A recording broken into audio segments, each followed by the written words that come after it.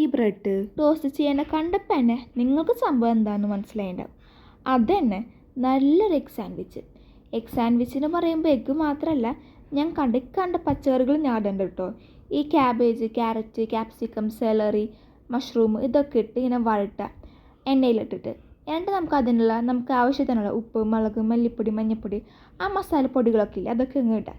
അതിൻ്റെ ഏറ്റവും ലാസ്റ്റ് നമ്മുടെ ആ എഗ്ഗ് കുത്തിപ്പൊരിച്ചിടാം. അപ്പോൾ നല്ലൊരു എഗ്ഗ് ഫില്ലിംഗ് ആവും കേട്ടോ.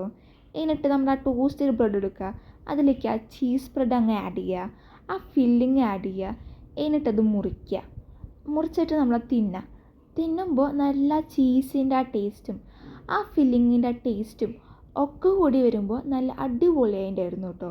എനിക്കത് ഭയങ്കരമായിട്ട് ഇഷ്ടമായി കേട്ടോ. പിന്നെ ബട്ടറിൻ്റെ സ്മെല്ലും അത് ആ ക്രിസ്പിനെസ്, ആ ബ്രെഡിൻ്റെ ക്രിസ്പിനെസ്സും ഒക്കെ കൂടി വരുമ്പോൾ അടിപൊളിയായിട്ടുണ്ടായിരുന്നു ശരിക്കും പറഞ്ഞാൽ.